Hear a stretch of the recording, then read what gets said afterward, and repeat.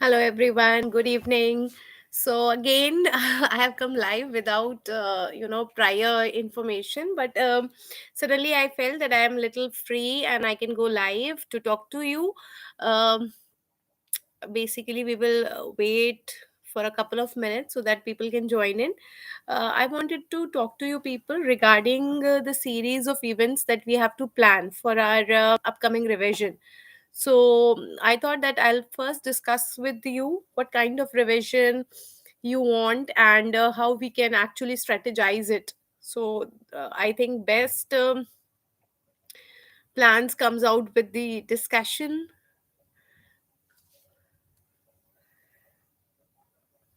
I hope my audio video is clear, guys.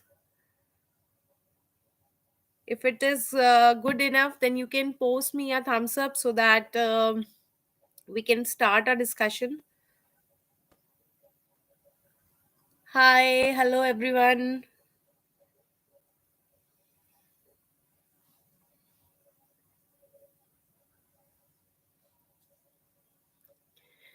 So you must have seen that I have already posted the new series of the schedule for the quiz for the upcoming. Hello, Abrar. Um, for the upcoming month so that you can revise ophtha again during the month of April on the Telegram. And recently you must have noticed that I also conducting the Kahoot quiz on the YouTube. Now many people do not know about it, and I think that's a very good platform on which you can revise randomly the questions, because sometimes you should be prepared for the random questions also, and that is why most of the time I'm not giving you the exact topic that we are going to discuss on the YouTube quiz, because already on the Telegram we are doing the quizzes on the pre-informed topic. So sometimes you are randomly testing yourself, and obviously we are doing the topic wise also. Now there was another request to increase the number of questions on the Telegram group that we are daily conducting at 10 p.m. I think that is 10 questions and 1 minute each. So do you really want me to increase the number of questions? Because many times I have seen that when I increase the number of questions on the Telegram quiz, there is a lot of problem hanging and quiz get stuck and all. Plus, when there are more number of questions, again you have to give more topics. So I want it to be very crisp. If I'm giving cataract, that means we are revising only cataract. When I'm saying open angle glaucoma, then that is only the open angle glaucoma. So you are revising at the level of topics and then subtopics. I think that is a very very high level of revision, so that each and every topic gets very very crisp and concise. But if still you think that we have to increase the number of questions, then do let me know. I will definitely increase the number of questions. But yes, sorry, I have told you the pros and cons of both. So please take a good decision, decide for yourself, and then tell me. Another important thing is that I have also tried to create some flashcards for you people in the form of important mnemonics, because there are certain things which are always asked, which are high yield, but at times we are not able to remember them. So recall is a great problem, and in the field of high content, overflow of content, I can say, when everybody is giving large volumes of content, we are losing the essence and we tend to forget the important things.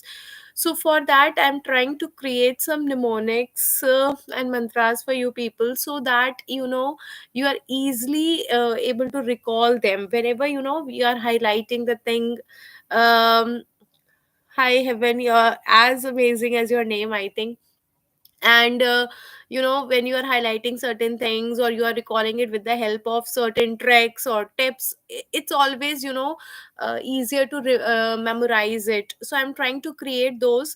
The thing is that I'll be telling you them on in the form of the videos also, but so that you have something in your notes form also. So at the time of the last minute revision, you can take out those flashcards and you can quickly revise those important signs or certain important things about it. So I'm trying to create them, so you can make one folder separately, and you can do it like that way. Then you can also suggest me certain topics that you want me to discuss live on the YouTube, or maybe in the video form. See, you have got so many videos already uploaded on the YouTube.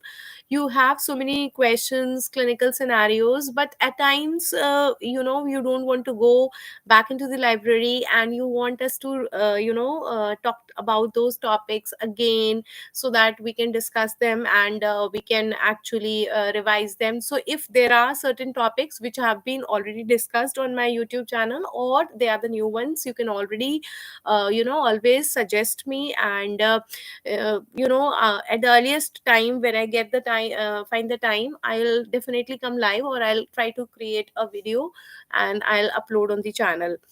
uh, I hope I'm very very clear. Then as you know, all the exams are coming up actually. We have got the next all this NEET also, we have INICET also, and the FMGE also. So I don't want to actually ignore any one of them. So I'm trying to work for all of the three. So actually we will be doing some small revisions in the form of neat pattern questions. Good evening, Pooja, Nishtha, Brar, Heaven, Nino, hello everyone. So we will be doing small topics. Okay, what we can do, we will I'm going to post a topic in the morning. You can go and read that topic, come up with the all the knowledge of that topic. In the evening we can revise the topic. So in that form, you will be able to revise all of the ophthalmology in small questions, and I think that is the best way of revision. Instead of taking a one big task, you can divide it into small tasks and keep on completing it. So and if you have any idea, you can share that idea too. But I think you can go do it like that way. We can take a topic. Suppose I'm taking the lens. Now in the lens also, we will try to take a very small topic. Hello Kushbu, hi Garima. Yeah, Garima, I think you messaged me this before also, that you were getting confused with the squint questions. Dear, what you can do, kindly post me one or two questions, because squint is again very, very huge and large. I do not know what exactly you are not getting in. So, what you can do is post one or two questions of the squint which you are getting confused in, or you can directly message me, or you can post it on the Telegram group, and let me see what are those topics that you are actually getting confused, and I'll surely discuss those topics. That's my promise. So, what we can, I was telling that we can take one topic. Suppose I'm talking about the lens. So I'll not be talking about whole of the lens on one day. One day I can talk about just the anatomy and physiology of the lens. One day we can talk about the cataracts, the other types of cataract. Then we can talk about the treatment, the surgeries part, and then the anomalies part. So that we are going it in a small crisp manner. Is it true that in congenital cataract, the post-operative visual acuity is worse in cases of unilateral cataract than bilateral? Yes, exactly. And why is it so? I think you don't have my notes, because I already, tell this thing in my notes and the classes. See what happens when you have unilateral cataract, you have one preferred eye. There is one eye by which you are able to see, one eye which you are not able to see. So the normal eye is a preferred eye. That is why the eye which is having the cataract have large amount of chances of going into the amblyopia. So basically, the chances of amblyopia are very, very high in unilateral cataract, as against in the bilateral ones, where both the eyes are having opacities and or both the eyes are having cataract. So you do not have any preferred eye. So both the eyes are struggling equally to see. That is the reason that unilateral cataracts have, a worse visual acuity in comparison to the bilateral ones. I hope you got me, Sheikh Sena. So yes, so one thing, please make sure, please attempt the YouTube quiz also, Kahoot quiz. Now, how to attempt it? I'll be posting the pin of that quiz at 9 p.m. sharp. Okay, you have to log in through this PM. I'll also post all the series of the steps that you have to go through. And what you are going to do when you actually choose the option on the mobile phone, now choose the option that will show you the options also, because sometimes in the laptop screen, when you are seeing, the options are cut off.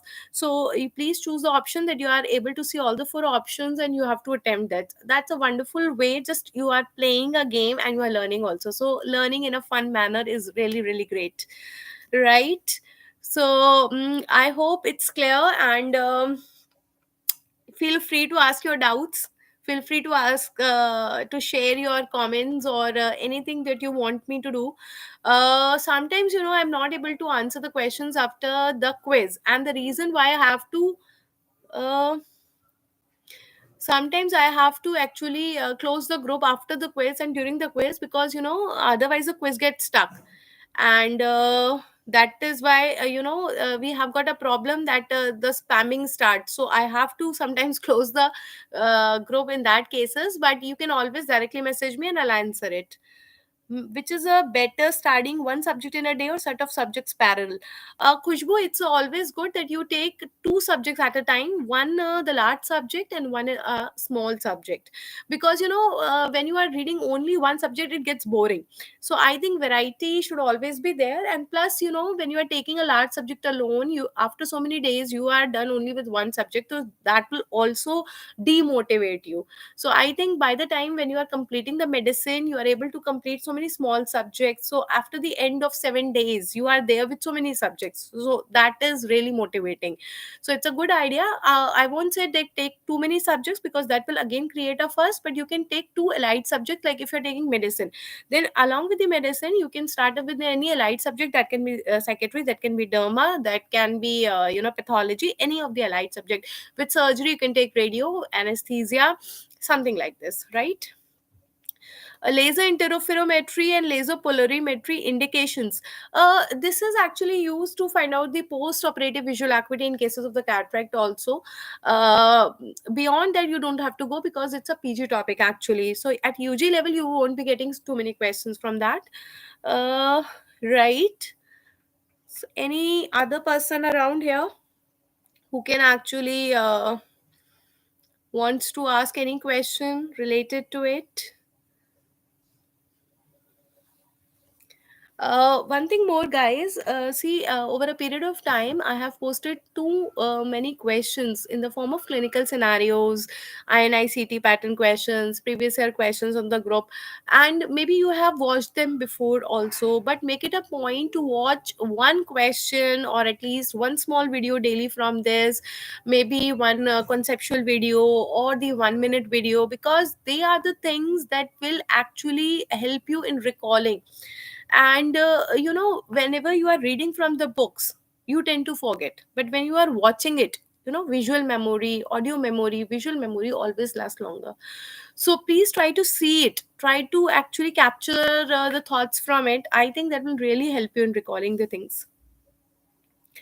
A retinoblastoma spread, yes, it's most common is a direct spread by the optic nerve. So if both the options are there, Yogesh, you have to choose the optic nerve. That is the most common. I think this question came in 21 also.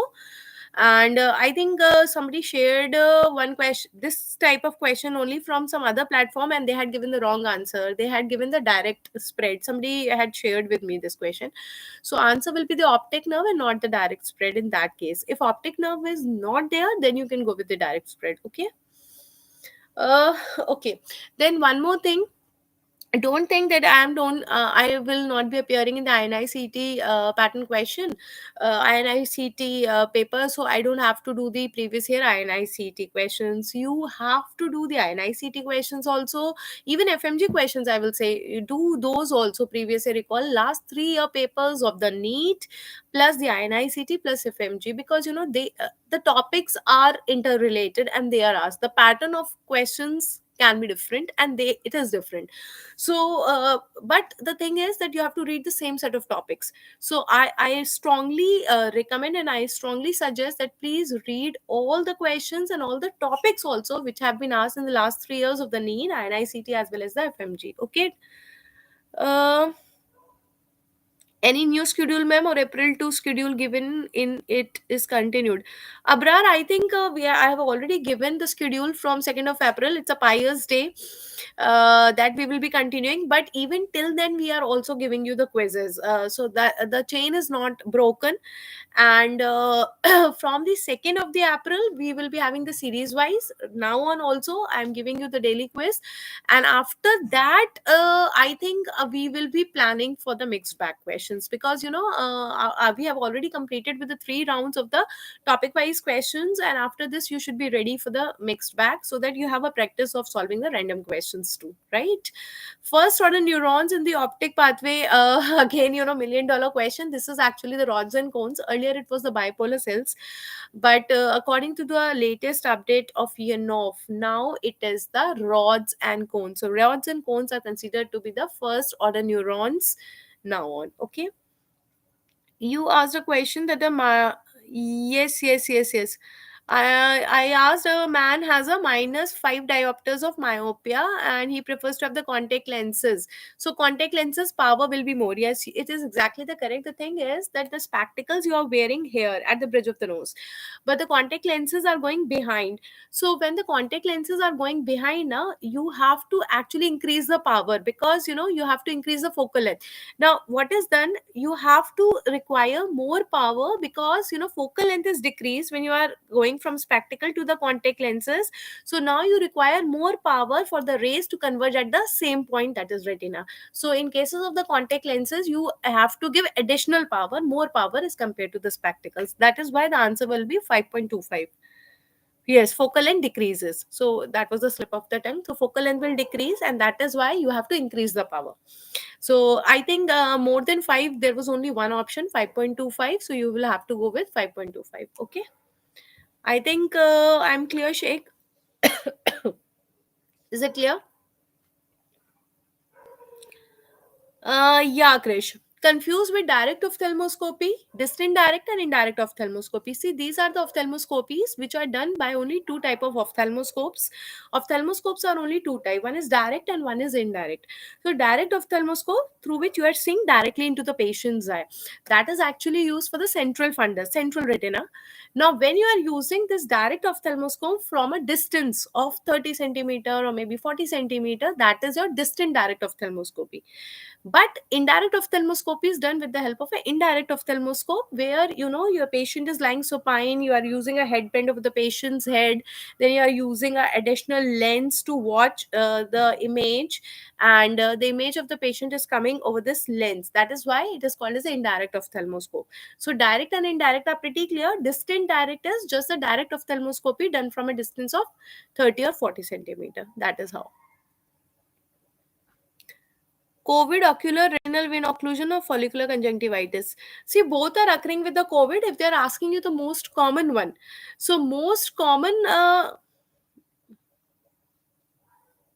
Mm, most common is actually the follicular conjunctivitis. CRVO is the retinal manifestations. Out of the retinal manifestations, most common is CRVO. Okay. In DDO, we see something extra for the direct.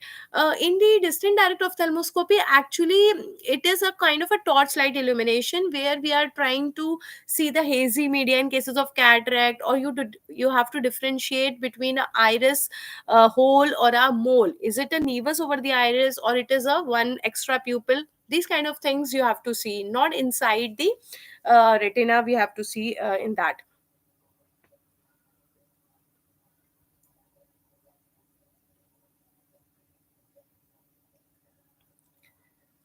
Uh, just a second.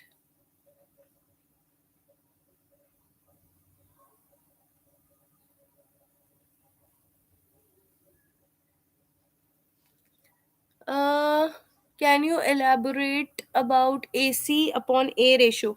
AC upon A ratio is the accommodative convergence upon the accommodation. Basically, we have certain amount of convergence that we are doing for a particular amount of accommodation. So if a person is a converging, showing more convergence for that particular amount of accommodation, then he will have high AC upon A ratio. So if he is showing more convergence, then he will be having what? ESO means convergent squint. So it is one of the causes of convergent squint, that can be accommodative type when the person is showing more convergence for the amount of accommodation. Please explain the Park 3 step test. Park's 3 step test I have already shared two videos on the Parks 3-step test. So I'll strongly suggest you to look at through those videos, Badal, and then if it is not clear, then again I will show you, because there I have a completely depicted the Park 3-step test. Okay, by the name of Park 3-step test only you will get on my YouTube channel. Jack in the box phenomena. Jack in the box क्या होता है? It's just like a game है ना, where suddenly that spring is popping out. So basically it is taking place in the aphakia. So in the person of aphakia, when he's using the spectacles, there's a very very small scotoma that he's able to see, 15 degree. So when the person tries to look in this direction of the scotoma will come there, to the other side. Then he starts seeing in this direction, scotoma goes to the other. So it is actually, for a second, fraction of second, it is popping and then it's going. That is why it is compared with the jack in the box phenomena. Okay, Krish? Yes. So I hope I'm able to solve all your queries, and you will be please attempting all the quizzes. Really we are working hard so that you have good revision daily. And I have yet not decided the days on which I'll be giving the Kahoot use, but today also I'll be doing at 9 p.m. So we will be deciding the 2 days on which we will be conducting, but please try to attempt those. It will take just 10 minutes, and that will give you a lot of confidence, a lot of fun, and you will see that you will be learning the things in a very funny, cordial manner and friendly manner. So hello, Bunty. Passed out of 12 with 78%. Oh my god. Heartiest congratulations. Look at this guy, 78%. Um, in the pseudo strabismus, there is a kappa angle. I could not understand to distinguish pseudo, ezo and exo. Krish, वो देखा है kappa angle पर भी I have given a video, and उसमें मैंने पूरा समझाया हुआ है how to go with the pseudo, ezo and pseudo exo. एक बार वो देखो. Then tomorrow again I'll be talking about this. So, guys, take care. I think I'll come tomorrow again to talk about certain things. But today, I really want you to go through the videos that I have told you. Please do one clinical scenario daily. You really require a practice of those. Go to the clinical scenarios. We have conceptual videos daily. Give about 15 to 20 minutes to these things. 15 minutes ka you can see the clinical scenario, then 1 minute short and one previous year question. If you are doing that, I think that will solve you a lot of your problems. Just 50, maybe you are doing two subjects in a day na. So 30 minutes for one subject, 30 minutes for one subject you can do, and you will be completely sorted. Theory is good, but sometimes you are just mugged up in theory. So when you are looking at the videos, it becomes easier. It looks as if somebody is teaching you right in front of you, and it becomes easier to remember. So take care, guys. I think I'll come to talk to you tomorrow again. Till then, goodbye and happy ophthalmology.